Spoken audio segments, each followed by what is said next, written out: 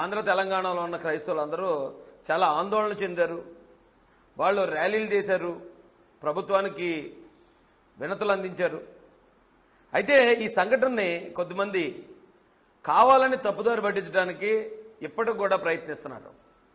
అలాంటి ప్రతి ఒక్కరికి కూడా తెలుగుదేశం పార్టీ అధికార ప్రతినిధిగా నేను తెలియజేసే విషయం ఒకటే.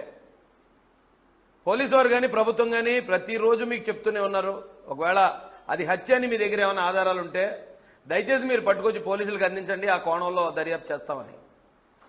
పోలీసు వారు ఈ విషయం జరిగిన వెంటనే ప్రాథమికంగా ఇది రోడ్డు ప్రమాదంగా ఉందని వారు గుర్తించడం జరిగింది. గుర్తించినప్పుడు ఆ రాజమండ్రి గవర్నమెంట్ హాస్పిటల్కి నేను కూడా వెళ్ళాను అదే రోజు. ఆ రోజు నేను అక్కడ చూసిన తర్వాత పోలీసు వారి వివరాలు తీసుకున్నాక అక్కడ సిచ్యువేషన్ అంతా నేను పరిశీలించాక ఇది 90% యాక్సిడెంట్ లాగే కనిపిస్తుంది, ఎవరో ఆందోళన చెందొద్దని మేము అక్కడ మాట్లాడడం జరిగింది. మరుసటి రోజు పోలీసు వారు ఇచ్చిన ప్రాథమిక సమాచారం మేరకు గౌరవ మంత్రివర్యులు నారా లోకేష్ గారు కూడా ట్వీట్ చేశారు. అయితే దీని మీద చాలామంది అనుమానాలు వ్యక్తం చేస్తున్నారు. కాబట్టి పాస్టర్ ప్రవీణ్ పగడాల గారు గతంలో కొన్ని డిబేట్లు చేశారు, ఆయన కొంతమంది శత్రువులు ఉన్నారు. కాబట్టి ఇది హత్యేమో అనే కోణంలో పోలీసు వారు దర్యాప్తు కూడా ప్రారంభించారు. దీన్ని అదునుగా తీసుకుని పాస్టర్ ప్రవీణ్ గారి మృతదేహాన్ని, ఇంకా డైరెక్ట్గా చెప్పాలంటే ఆయన శవాన్ని రాజకీయానికి వాడుకుందాం, స్వలాభానికి వాడుకుందాం అని కొంతమంది ప్రయత్నించారు. దానిలో మొట్టమొదటి వ్యక్తి గౌరవ మాజీ ఎంపీ హర్ష్ కుమార్ గారు. రెండో వ్యక్తి ఇప్పుడు వైఎస్ఆర్సీపీ నాయకులైన జూపూడి ప్రభాకర్ గారు.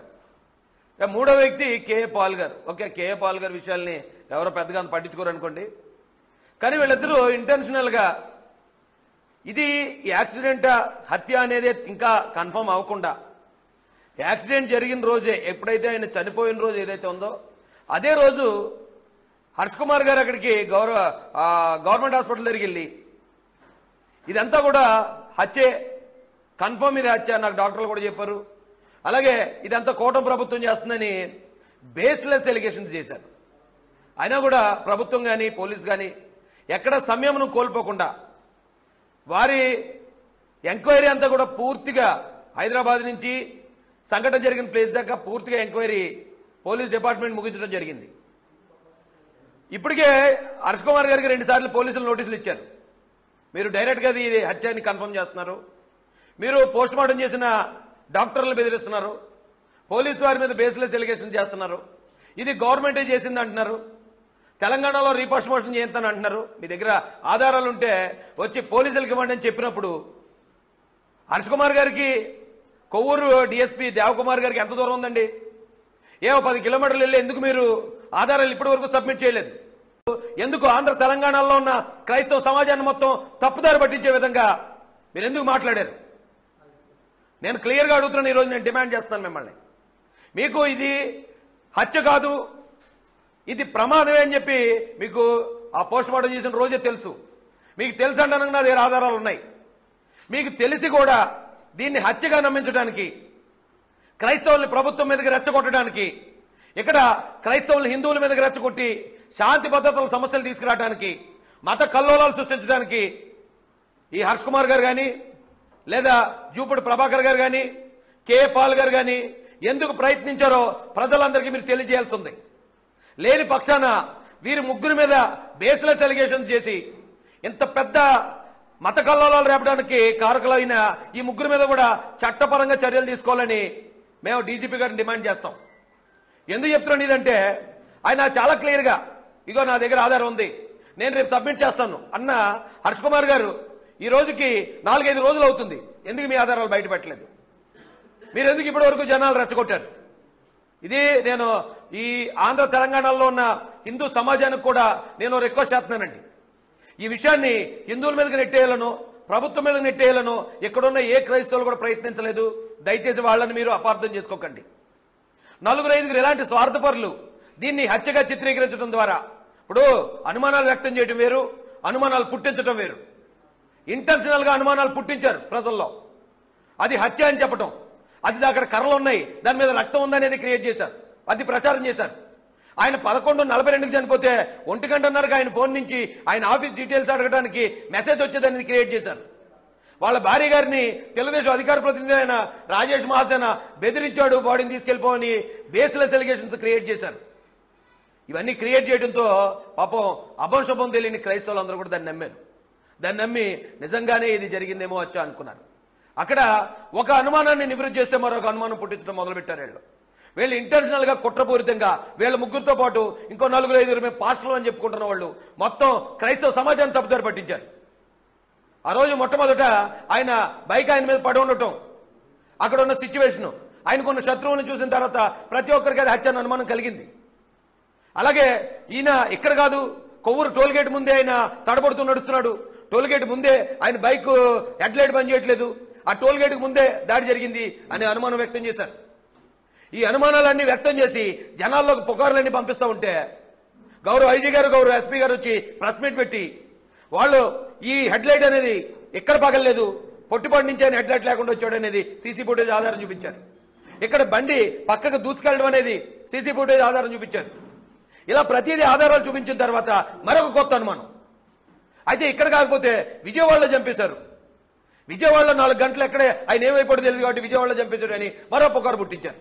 మొత్తం సీసీ ఫుటేజ్లన్నీ పరిశీలించిన తర్వాత రామరపాడు రింగ్ దగ్గర ఆయన కొంచెం స్పృహ తప్పినట్టు, ఆయన పడిపోయినట్టు, ఆయన అక్కడ రెస్ట్ తీసుకున్నట్టు ఆధారాలు చూపిస్తే ఇప్పుడు ఆయన అక్కడ ఉన్న వ్యక్తి అసలు ప్రవీణ్ పగడాల కాదంటున్నారు. లేదు, అంతకుముందు హైదరాబాద్లో ఆయన బయలుదేరిన సీసీ ఫుటేజ్ బయటకు వస్తే అసలు అందులో ఉన్న వ్యక్తి అతను కాదు, అతను డూప్ వేసుకుని వస్తున్నాడు అంటున్నారు. ఈ పుకార్లకు అంతులేదండి. నిజంగా అది మర్డర్ అనే ఆలోచన అనుమానం ఉన్న వాళ్ళు ఎవరైనా సరే దానికి ఇదిగో పాలన ఆయన ఒంటి మీద ఏమైనా దెబ్బలు ఉన్నాయా, లేకపోతే ఆయన ఏమైనా కర్రలతో కొట్టారా, ఆయన ఏమైనా కత్తులతో పొడిచారా అనేది ఆధారాలు మనం చూసిన వెంటనే ప్రాథమిక దర్యాప్తు, ప్రాథమిక పోస్ట్మార్టం రిపోర్ట్ ఐజీ గారు ఆయన ప్రవేశపెట్టారు. ఒంటి మీద ఎటువంటి కర్రలతో కొట్టిన గాయాలు కానీ కత్తులతో పొడిచిన గాయాలు కానీ ఏమీ లేవు. కేవలం జారుడు గాయాలు, కొట్టుకుపోయిన గాయాలు మాత్రం ఉన్నాయి. ఈ భుజం మీద గాయాలు ఉన్నాయి. తొడకాలు కొట్టుకుపోయింది. తొడకాల పైన ఏదైతే ఒక చోట కాలిన గాయం, అది ఒకవేళ సైలెన్సర్ వల్ల జరిగిందా, దేని వల్ల జరిగిందో మేము ఎంక్వైరీ చేస్తున్నాం. ఎటువంటి అనుమానాస్పద గాయాలు లేవని చెప్పిన తర్వాత ఆ పోస్ట్ మార్టానికి నాట్ ఓన్లీ పోలీస్ అండి, టీమ్ ఆఫ్ డాక్టర్స్ ఉన్నారు. క్రైస్తవుల తరపున 5 పెద్దలు ఉన్నారు, 2 సాక్షులు ఉన్నారు. క్రైస్తవుల తరపున ఒక డాక్టర్ గారు ఉన్నారు. ఆ ఇంక్వెస్ట్ లో కానీ పోస్ట్ మార్టం లో కానీ వాళ్ళు ఇప్పటి వరకు ఎందుకు వచ్చి బయటకు వచ్చి హత్యను ఎందుకు మాట్లాడలేదో కనీసం ఈ హర్ష్ కుమార్ గారు, కే పాల్ గారు, జూపూడి ప్రభాకర్ గారు గ్రహించాలని చెప్తున్నాను నేను. ఆ ఫ్యామిలీ మెంబర్స్ ఎవరో కూడా ఇప్పటిదాకా బయటకు వచ్చి ఆ సీసీ ఫుటేజ్ లో ఉన్నది ప్రవీణ్ పగడాల్ గారు కాదు, లేదా అక్కడ ఆయన హత్య చేశారు అని అనుమానం ఇప్పటి వరకు ఎందుకు వ్యక్తం చేయలేదో దయచేసి ఈ అనుమానాలు పుకార్లు పుట్టిస్తున్న వాళ్ళు గ్రహించాలని చెప్తున్నానండి. ప్రభుత్వాన్ని ఇంటెన్షనల్ గా బ్యాట్ చేయాలని, ప్రభుత్వం మీద చంద్రబాబు నాయుడు గారి మీద వీళ్ళకున్న పాత అక్కసు తీర్చుకోవాలని, మత కలహాలు రేపడానికి కూడా ప్రయత్నం చేసిన ఇలాంటి దుర్మార్గుల్ని ఖచ్చితంగా చట్టపరంగా శిక్షించాలి.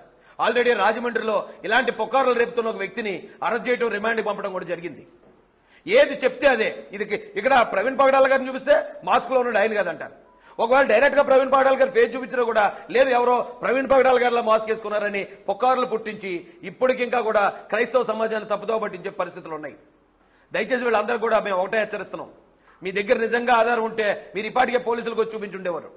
ఆధారాలు లేకుండా అక్కడ చంపేశారు, ఇక్కడ చంపేశారు, అలా కాదు ఇలా కాదని రకరకాల పుకార్లు పుట్టించి మీరు మత కలహాలు రేపడానికి మీరు చేసిన ప్రయత్నం ఈరోజు ఆంధ్ర తెలంగాణలో ఉన్న క్రైస్తవ, ముస్లిం, హిందూ సమాజం మిమ్మల్ని నమ్మలేదు కాబట్టి ఈ రోజున ఇంత ప్రశాంతంగా ఉంది.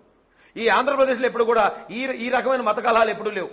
అందరూ అన్ని కులాల వాళ్ళు, అన్ని మతాల వాళ్ళు ఇక్కడ అభివృద్ధిని కాంక్షింటారు తప్ప ఒక మతాన్ని చంపేయాలి, ఈ మతమే బతకాలనే వాళ్ళు ఎవ్వరు కూడా ఇక్కడ లేరు. కానీ ఇంత పెద్ద కుట్ర చేశారు. ఈ కుట్ర ఈ రోజున ఆంధ్రప్రదేశ్ పోలీసు సమర్థవంతంగా వాళ్ళ ఎంక్వైరీలో ప్రతి ఒక్కదానికి ఆధారం తీసుకొచ్చి ప్రతి ఒక్కదానికి ఎవిడెన్స్ చూపిస్తూ వాళ్ళు ఈ రోజున ప్రజలకి చేసిన మేల్ని ఎప్పటికీ మర్చిపోలేవండి. అన్ని కులాల తరపున, అన్ని మతాల తరపున ఈ ఆంధ్రప్రదేశ్ పోలీసుకు కానీ వెంటనే స్పందించిన నారా లోకేష్ గారికి, నారా చంద్రబాబు నాయుడు గారికి, అలాగే హోంమంత్రి వంగల్పూడి అనిత గారికి కూడా హృదయపూర్వక ధన్యవాదాలు తెలియజేస్తున్నాం. చూసారు కదండి, మరి ఈ వీడియో కనుక మీకు నచ్చినట్లయితే ఒక లైక్ కొట్టేసి మీ అభిప్రాయాన్ని కూడా కామెంట్ బాక్స్ లో తెలియజేస్తూ ఇలాంటి ఇంట్రెస్టింగ్ అప్డేట్స్ కోసం మా ఛానల్ ని సబ్స్క్రైబ్ చేసుకోండి.